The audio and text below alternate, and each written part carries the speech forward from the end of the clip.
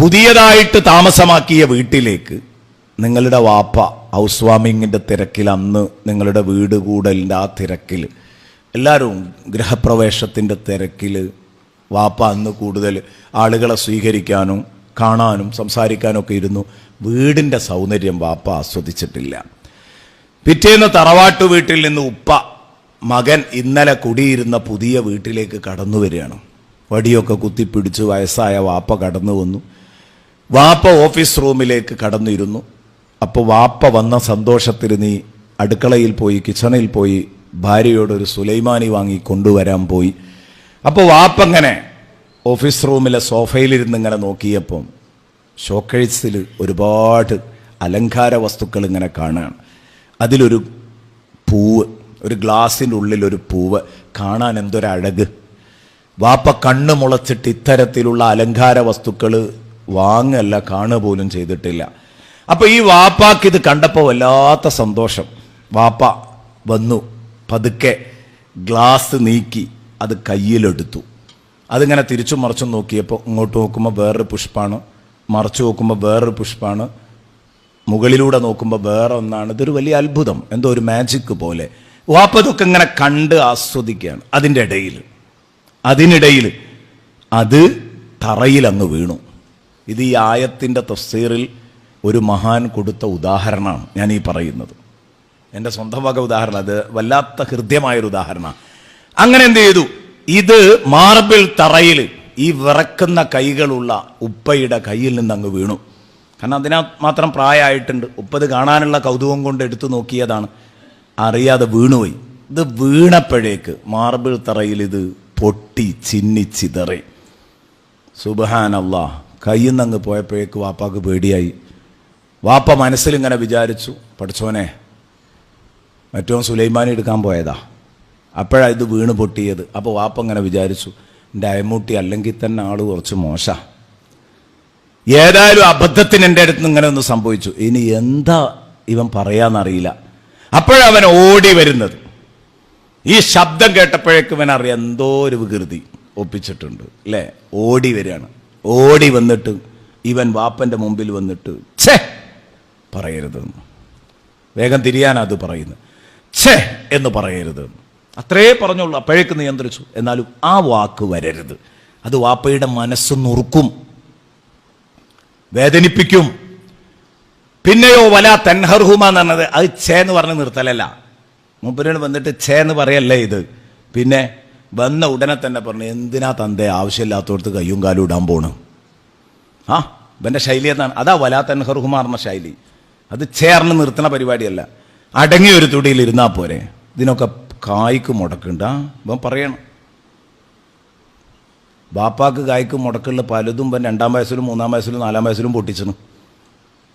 ഈ ബോധയല്ല. അന്ന് വാപ്പ എത്ര സന്തോഷത്തോടെയും ക്ഷമയോടെയുമാണ് അവനോട് പെരുമാറിയത്, ആലോചിക്കേണ്ടതാണ്. അപ്പൊ ഇങ്ങനെ ഒരു വാക്ക് പ്രയോഗിക്കാൻ പാടില്ല. വലാ തൻഹർഹുമ വഖുൽ ലഹുമാ ഖൗലൻ കരീമ. എന്തെങ്കിലും ഒന്ന് പറഞ്ഞില്ലെങ്കിൽ മനസ്സടങ്ങൂല. ഛേന്ന് പറഞ്ഞു പോവും, അല്ലെങ്കിൽ വാപ്പാനെ ചീത്ത പറഞ്ഞു പോവും. അത് പറയാതിരിക്കാൻ എന്തെങ്കിലും ഒന്ന് പറയണം. ചിലർക്ക് അങ്ങനെ ഉണ്ടാവും. നല്ലോണം കെട്ട് ദേഷ്യം പിടിക്കുമ്പോൾ എന്തെങ്കിലും ഒന്ന് പറഞ്ഞിട്ടില്ലെങ്കിൽ അനാവശ്യമായിട്ട് വല്ലതും പറഞ്ഞു പോവും. അങ്ങനെ പറയാൻ ഉദ്ദേശിക്കുന്നുണ്ടെങ്കിൽ വഖുൽ ലഹുമാ ഖൗലൻ കരീമ, വാപ്പനോടും ഉമ്മനോടും പറയേണ്ട വാക്ക് സ്നേഹം തുളുമ്പുന്ന വാക്കായിരിക്കണം. സംഗതി ഇതിൽ കുറ്റപ്പെടുത്തലാണ് ഇവൻ്റെ ഭാഷ, പക്ഷേ അത് സ്നേഹത്തിൽ പൊതിഞ്ഞ വാക്കുകളായിരിക്കണം. അതെങ്ങനെയാ? വഖുൽ ലഹുമാ ഖൗലൻ കരീമ എന്ന് പറഞ്ഞ ആ വാക്ക് എങ്ങനെയാ? അതാണ് അതിൻ്റെ അർത്ഥം. വഖുൽ ലഹുമാ ഖൗലൻ കരീമ, വഖുൽ ലഹുമാ ഖൗലൻ കരീമ. ഇവൻ ഓടി വന്നു. അപ്പോഴാണ് ഈ വിലപിടിപ്പുള്ള സാധനം, 5000-ന്റെ 10,000-ന്റെ സാധനം അങ്ങനെ വീണ് പൊട്ടിക്കിടക്കുന്നത് കാണുന്നത്. ഛേ എന്ന് പറഞ്ഞില്ല. അല്ലെങ്കിൽ എന്തിനാ തന്തേ അവിടെ കയ്യും കാലും ഇടാൻ പോയതെന്ന് പറഞ്ഞില്ല. ഇവൻ വന്ന ഉടനെ തന്നെ ചോദിച്ചു, ഉപ്പാ ഉപ്പാ ഉപ്പാൻ്റെ കാലിന് തട്ടിയോ? ഉപ്പാൻ്റെ കാല് മുറിഞ്ഞോ? ഉപ്പാൻ്റെ കാലുമ്മൽ തട്ടിയോ? അതൊക്കെ ഇങ്ങനെ എടുത്തിട്ട് ഉപ്പങ്ങനെ നോക്കി. അത് വീണാൽ ഉപ്പാൻ്റെ കാലുമ്മ തട്ടിയാൽ ഉപ്പാൻ്റെ കാല് മുറിയൂലേ? എന്ന് ചോദിച്ചാൽ അതിന് മറ്റൊരു മാനമുണ്ട്. അപ്പോൾ ഉപ്പ അങ്ങനെ വിചാരിക്കുകയാണ്, നമ്മൾ വിചാരിച്ചായിരിയല്ല അയമുട്ടി ഒരുപാട് മാറീന്, ഒരുപാട് മാറീന്.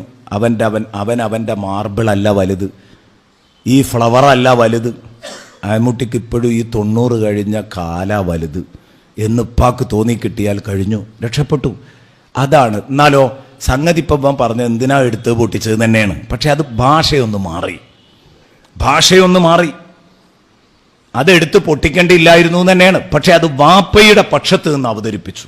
വഖുല്ലഹുമാ ഖൗലൻ കരീമാ, വഖുല്ലഹുമാ ഖൗലൻ കരീമാ. എന്നിട്ട് ഖുർആൻ പിന്നീട് പറയുന്ന ഒരു വാക്കുണ്ട്, വഖ്ഫിദ് ലഹുമാ ജനാഹദ്ദുല്ലി മിനർ റഹ്മ, വഖ്ഫിദ് ലഹുമാ ജനാഹദ്ദുല്ലി മിനർ റഹ്മ. ഉമ്മക്കും ഉപ്പക്കും നിങ്ങളുടെ മാതാപിതാക്കൾക്ക് നിങ്ങൾ താഴ്ത്തി കൊടുക്കണം. ജനാഹദ്ദുല്ലി മിനർ റഹ്മ, സ്നേഹത്തിൻ്റെ എളിമയുടെ ചിറക് നിങ്ങൾ താഴ്ത്തി കൊടുക്കണം. ആ പറഞ്ഞതിൻ്റെ അർത്ഥം എന്താ? മാതാപിതാക്കളോട് പെരുമാറേണ്ട രീതിയാണത് കേട്ടോ. എത്ര വലിയവനായാലും